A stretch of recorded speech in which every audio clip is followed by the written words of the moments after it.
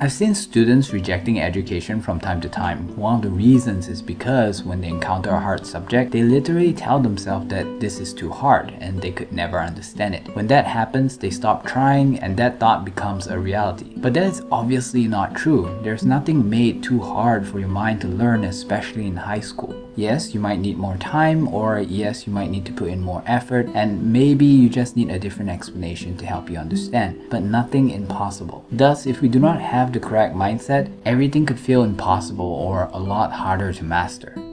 If we all know that we are capable, why aren't some students willing? Well, simply because learning requires a lot of thinking, and thinking can be tiring and hard. Some just don't feel like the knowledge is worth the trouble, which in some ways boils down to motivation and the learning environment. But for now, let's just look at one aspect for the lack of motivation. To some students, they just don't know the importance of a good education and how it could affect them or bring benefit to them, not just in terms of getting a job, but also the opportunity and capacity to do whatever they want to do in the future. So they want the knowledge, they just don't know how badly they want it yet. I feel it's kind of like putting a Go bar in front of a baby.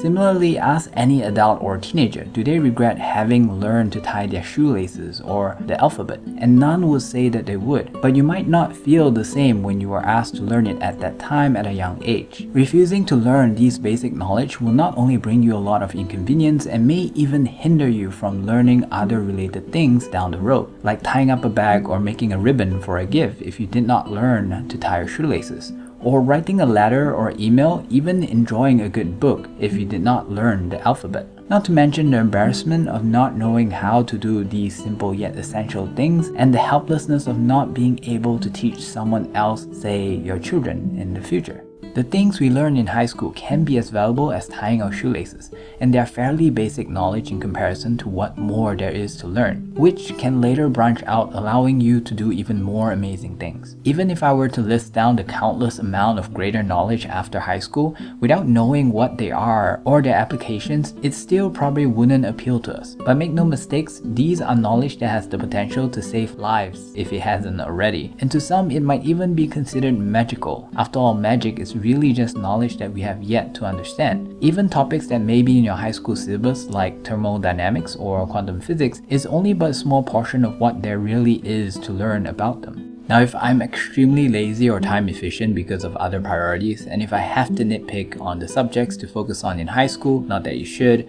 I would probably go for English, science, and mathematics. Here's why.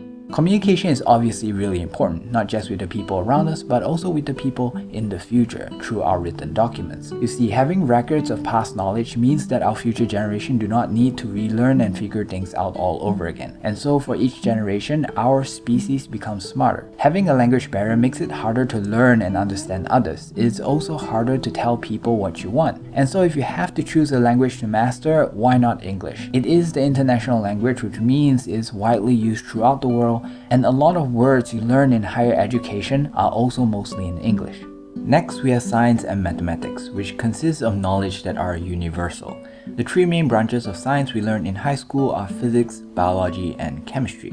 In most cases, chemistry plays a supporting role for biology and physics. Biology is the study of living things, but there's little you could do with that information as an average person, and it can be very hard to relate without a microscope. Physics, on the other hand, is everywhere, from the technology you use to watch this video to why the sky is blue. Even if you are a doctor or chemist, pretty much all their tools are made through the understanding of physics, and at the end of the day, the laws of physics sets the rules in which biology and chemistry is governed. Also, for whatever reason, if you are lost in the jungle or in an apocalypse, physics seems to be the most helpful. With it, you can move large objects, build a stable shelter, and protect yourself from the elements. As for mathematics, to be honest, basic maths is enough to help you get by, but if you really want to up your game, a higher level of mathematics can help you a lot. First of all, there are less gray areas in numbers than in words, making it reliable, and it can describe things with precision. It is one thing to say push hard, but another to say push with exactly 100 newtons of force. Being precise allows engineers to determine the appropriate tools for the job, accountants to calculate the profits accurately, and even the amount of medication a nurse provides to a patient are all defined by numbers. I feel like so far we have been measuring how useful useful a subject is just by its content. But the truth is, just like how different languages or culture can shape the way we structure our sentences,